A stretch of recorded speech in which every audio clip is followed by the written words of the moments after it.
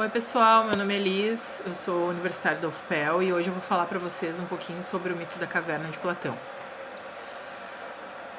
Imagina se no mito da caverna a gente imagina que desde pequeno alguns homens se encontram aprisionados nessa caverna sem conseguir se mover, pois eles estão acorrentados, imobilizados e virados de costas para a entrada da caverna. Sendo assim, eles conseguem enxergar apenas o fundo da caverna.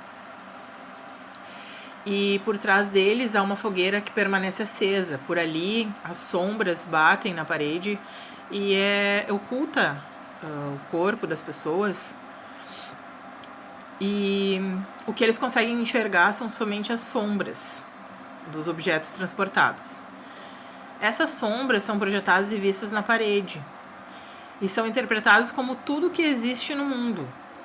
Eles acreditam que só o que existe no mundo são as sombras que passam por ali.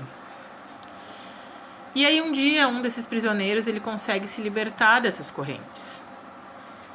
As correntes que aprisionavam ele a vida inteira. Então, com muitas dificuldades, ele busca a saída da caverna. Quando ele encontra a saída da caverna, ele enxerga a luz da fogueira, ele enxerga a luz do dia e isso ofusca os olhos dele. E ele nunca tinha visto a luz. Uma vida inteira ele aprisionado, lá acorrentado, ele não tinha noção do que existia no mundo fora dessa caverna. E logo vem no pensamento dele, assim, voltar, depois de deslumbrar, né, todas as maravilhas que o mundo externo propunha para ele, voltar e falar para os companheiros dele o que ele tinha visto, o que acontecia no mundo, onde, na verdade, nenhum deles conhecia. Só que daí veio um questionamento, assim, né?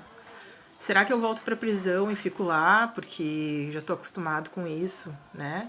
Já tenho um conforto que não preciso ver outras coisas novas e tal. Ou eu volto pra libertar os meus companheiros, mostrar pra eles que existe um mundo fora dali, que essa não é a verdade que a gente enxerga, né? Que eles conhecem, que existe um mundo através do qual eles não têm conhecimento nenhum. E aí ele se questiona, será que se ele voltar vão acreditar nele? Será que se ele mostrar uma nova realidade, os prisioneiros não vão acusá-los de louco, de matar, não vão matar ele, enfim, né? Então, na alegoria da caverna, Platão ele faz uma crítica sobre a importância de buscar sempre o conhecimento. E o abandono de uma posição que a gente tem sempre cômoda na vida, né? A gente não pode pensar só nas aparências, a gente tem que buscar sempre a verdade.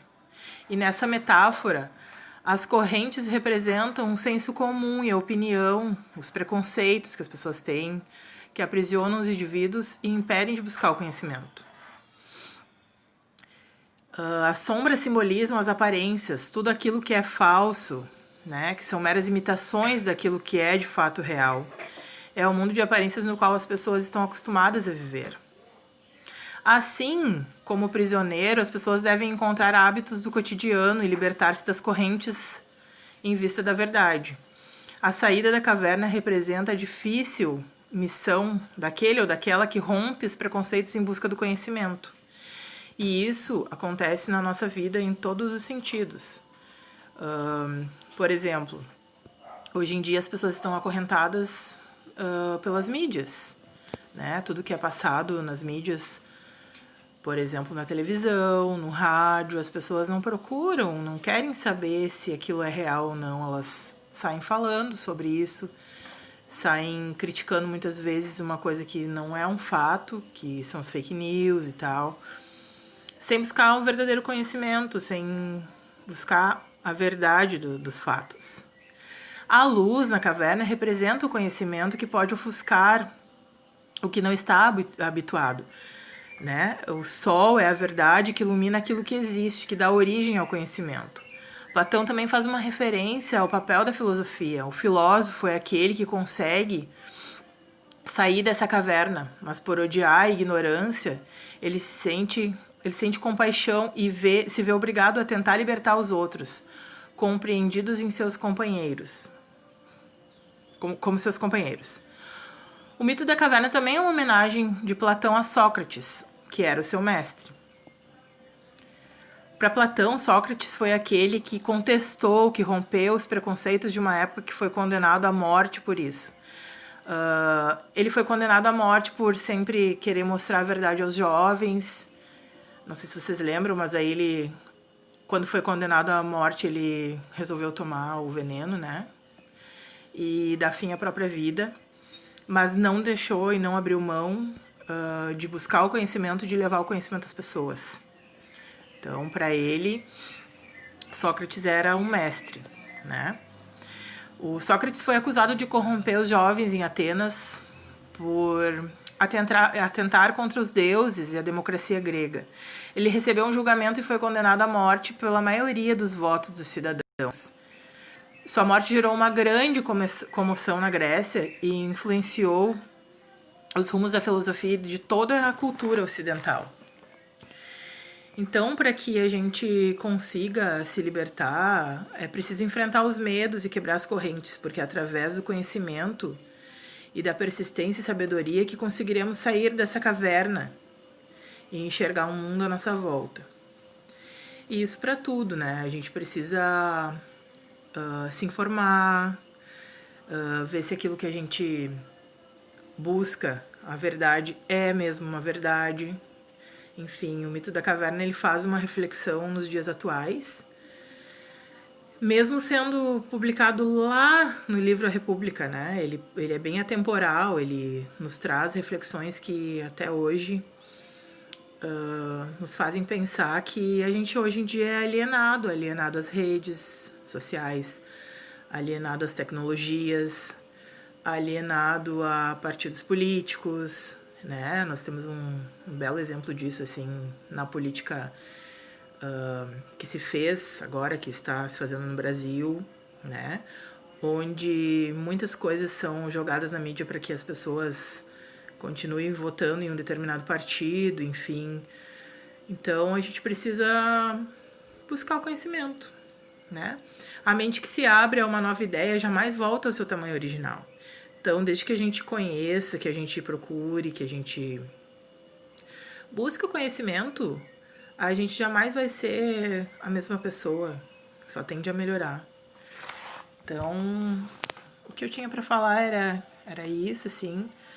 Acho que o mito da caverna é um mito de grande importância, foi uma das primeiras aulas que eu tive quando iniciei a faculdade, com uma professora muito inteligente, a professora Karina. Ela nos deu uma aula presencial falando sobre o mito e foi a melhor aula que eu já assisti, assim. Foi muito legal, ela veio com outra professora junto. E o mito mesmo sendo, né, para ver como os filósofos tinham essa ideia muito à frente, assim, mesmo sendo publicado há tantos anos no livro A República, que também falava sobre política, porque ele acreditava, Platão, que para governar um país, uma cidade, um estado, precisava ser um político que trouxesse harmonia entre as partes e governasse em prol de todos, né? Mesmo sendo hoje em dia, a gente lendo, relendo, mesmo sendo um mito, né, uma alegoria, a gente consegue trazer para os dias atuais. É um assunto bem atual, apesar de ser de muitos anos atrás, e é atemporal, né? Não sei se me fiz entender, mas o que eu tinha para falar sobre a alegoria seria isso. E quem puder dar uma lidinha no mito, porque é bem interessante, assim, é um assunto que sempre é interessante ler e reler, porque todas as vezes que a gente lê, a gente tem uma interpretação diferente. A gente lê, a gente busca sempre uma interpretação para o momento, né? Mas a finalidade eu acredito que seja sempre a mesma, tá? Um abraço para vocês, até mais.